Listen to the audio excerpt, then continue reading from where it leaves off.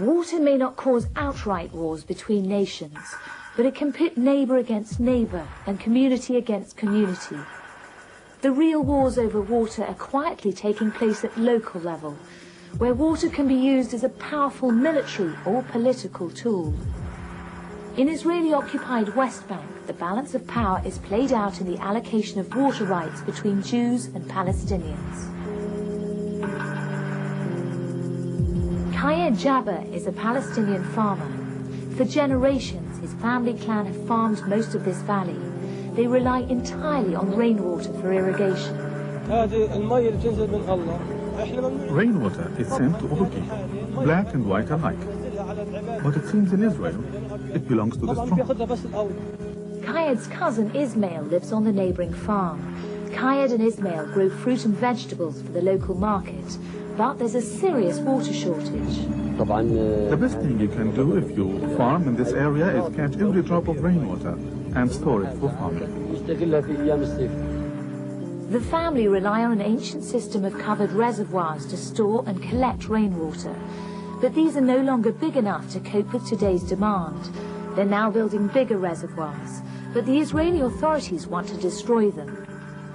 Israeli settlers are moving in ever greater numbers to lands farmed by Palestinians, such as the Jabbers. Since the 1967 Arab-Israeli conflict, the population of Israel and the West Bank has more than doubled. As numbers increase, competition for land and water is causing friction between the communities.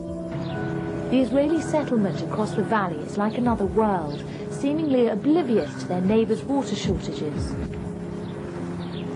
You hear the birds. When we came in '72, no birds. This is the swimming pool, heated all the year because this is 1,000 meters above sea level.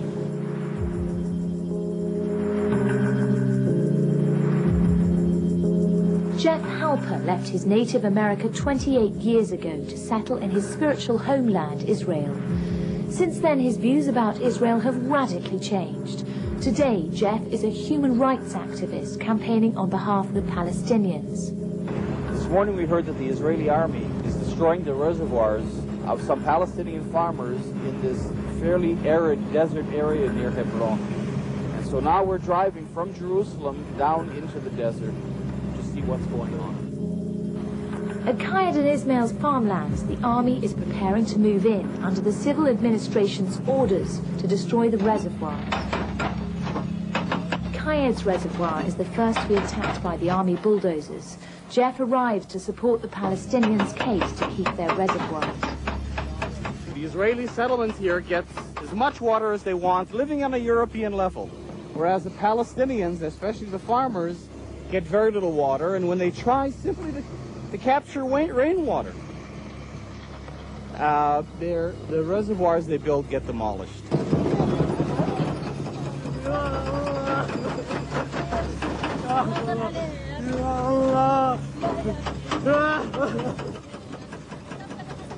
The civil administration are destroying the reservoir on the grounds that it's illegal. This is a reservoir that was built without a permit. And that's why it is demolished.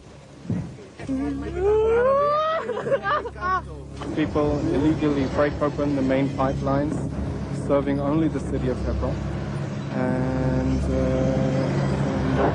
the water flows here instead of to people's homes.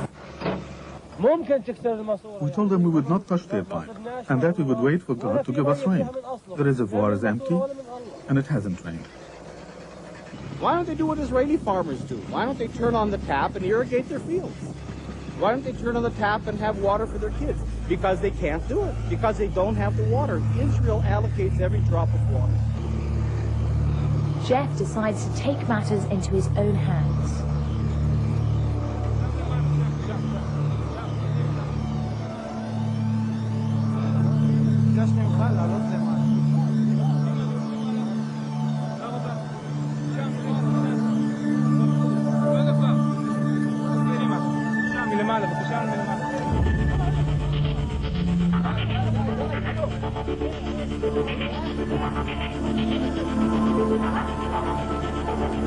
This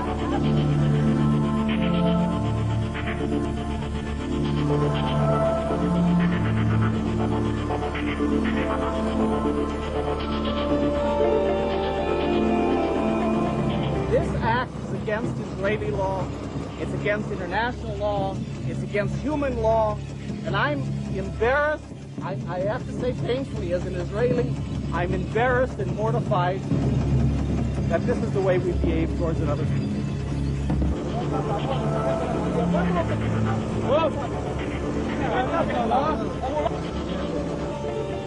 Jeff is bundled into an army vehicle and taken off to jail.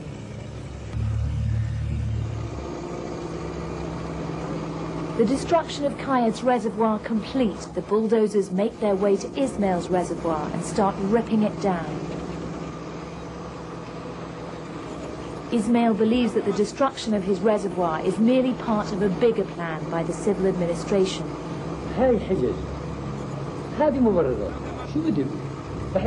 These are just excuses.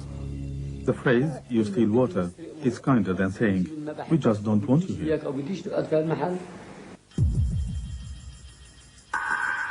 We decided to leave Israel and come back 3 months later to see how the situation would develop.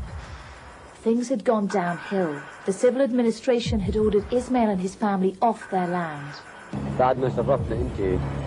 Since your last visit, I have received a demolition notice on my house. I hope to God Almighty that my house will not be demolished for the sake of my family. When you see injustice being committed, there's a great sense of outrage. So when I go out and I see the powerful Israeli army destroying the reservoir of a poor Palestinian farmer, I want to take some of the civil administration people, the soldiers, and just shake them and say, how can you do this as people?